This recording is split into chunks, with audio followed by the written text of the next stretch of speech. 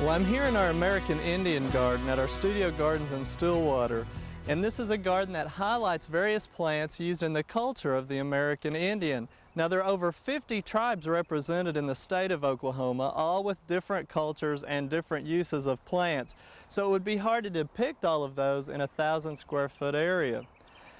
What we've done is taken overall representation focusing on 3 different areas, those being medicinal or herbal plants, culinary or edible plants, and then the third one is utilitarian, which is really using plants for purposes such as making baskets, brooms, and using them for dyes.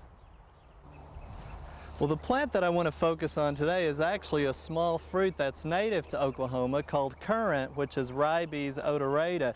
Now, it's not to be confused with another plant commonly called Indian currant, which is actually more related to buckbrush, which we'll talk about later on in the season.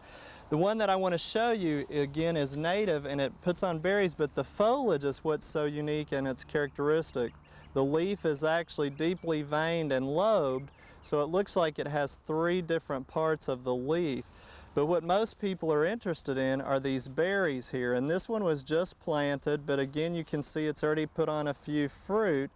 And these berries were used by Indians obviously for edible purposes, but also to make dye. Now, the native one that's native to Oklahoma is most commonly found in woodland or wetter type areas, and the berries can vary a little bit in color. Sometimes they'll be a little bit greener in color too.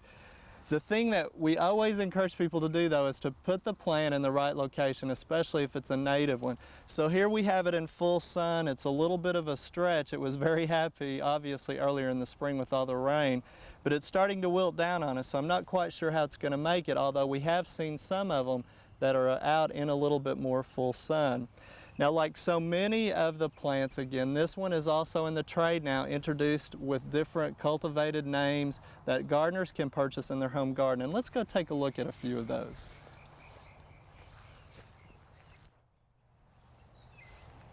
Well, the big shrubby plant here in the middle is what we refer to as our mystery currant. It's been here for at least 6 or 7 years. It's been moved to different locations, and again, it still doesn't produce that much. It didn't have a label, so we're really not sure which cultivar it is. It's gotten pretty big over the last couple of years. It likes this particular spot, but you'll notice the leaves have a little bit of leaf spot on them, again, from the cool, wet spring that we've had, and it's defoliating a little bit. But let me show you the fruit load that we have on it. This has been about the extent of it, I guess, for a couple of seasons now. There might be, oh gosh, 5 or 6, again, little black currants on there. Not even enough to really use in a bowl of cereal, I don't think. Now, a lot of the old timers will call currants gooseberries, and really there is a species different. Now, they're very closely related. The genus is still the same, Ribes, but again, there is a difference.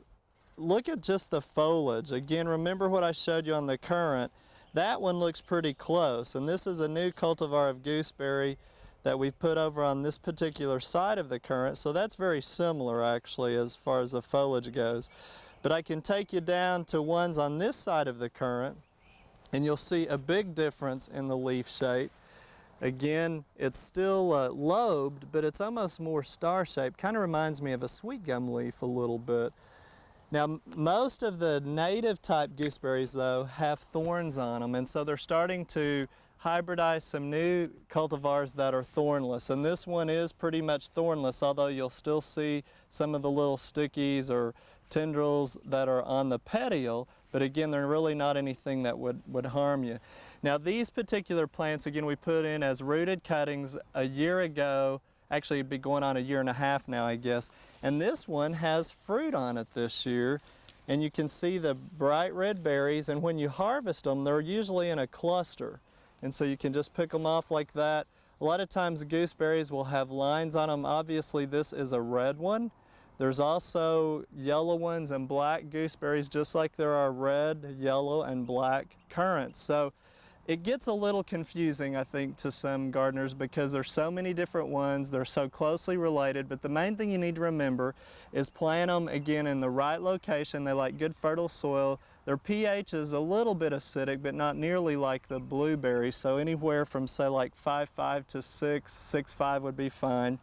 And spacing is about 3 feet apart, although I have seen some gardeners grow them 2 by 2 and they trim them up like a hedge. Now this one, the currant in the center is sending up suckers. Here's one coming up under here, so you can divide those.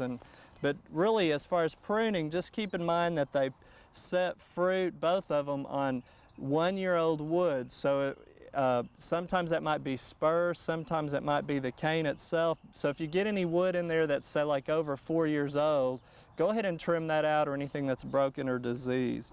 Now, like all small fruits, you need to get these in the refrigerator just as soon as you can, because they don't store very long. And if you're going to use them for, say, like jelly, jams, pies, or torts, or anything like that, you might want to add a little bit of sugar, because these things are definitely tart and it's an acquired taste. But you'll be surprised at how a lot of these are showing up in mail order and at your local garden center. We hope you've enjoyed this classic from the Oklahoma Gardening Vault. Remember, even though these tips and techniques are timeless, there's always something new to learn in the world of gardening. By subscribing to both Oklahoma Gardening and OK Gardening Classics, you'll have access to a wealth of gardening knowledge, both classic and contemporary.